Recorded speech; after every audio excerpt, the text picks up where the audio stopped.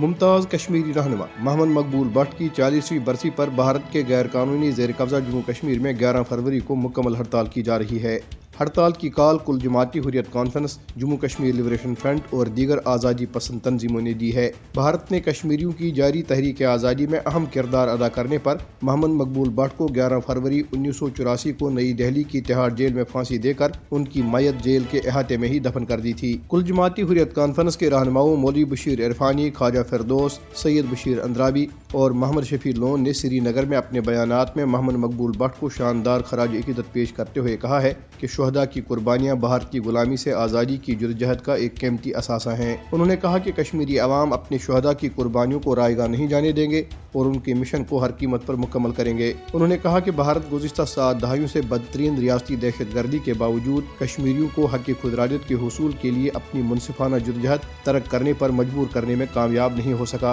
ادھر مقبوضہ جموں کشمیر کے مختلف علاقوں میں پوسٹر چسپاں کیے گئے ہیں جن میں عوام سے 11 فروری کو مکمل ہڑتال کی اپیل کی گئی ہے۔ مختلف حریت تنظیموں کی جانب سے سری نگر اور دیگر علاقوں میں دیواروں پر چسپاں کیے گئے اور سوشل میڈیا پر گردش کرنے والے پوسٹروں میں کہا گیا ہے کہ بھارتی مظالم کشمیریوں کو اپنے مقصد سے دستبردار ہونے پر مجبور نہیں کر سکتے۔ دری اثنا بدنام زمانہ بھارتی تحقیقاتی ادارے NIA کے اہلکاروں نے پیراملٹری فورسز کے ساتھ مل کر کلگام، سری نگر، بارہمولہ اور جموں اضلاع میں کئی مقامات پر جماعت اسلامی کے رہنماؤں اور کارکنوں کے گھروں پر چھاپے مارے اور مکینوں کو سخت ہراساں کیا۔ NIA اور دیگر بھارتی ایجنسیاں تحریک آزادی کے ساتھ وابستگی کی بنا پر کشمیریوں کو نشانہ بنا رہی ہیں۔ ایک تجزیاتی رپورٹ میں کہا گیا ہے کہ بھارت میں ہندوتوا سے متاثر بھارتیہ جنتا پارٹی کی حکومت سیاسی مفاد کے لیے غیر قانونی طور پر نظر بند جموں کشمیر لبریشن فرنٹ کے چیئرمین محمد یاسین ملک کو پھانسی دینے کی سازش کر رہی ہے۔ رپورٹ میں کہا گیا ہے کہ مودی حکومت بھارت میں 2024 کے انتخابات میں اقتدار میں واپسی کے لیے عدلیہ کا استعمال کر کے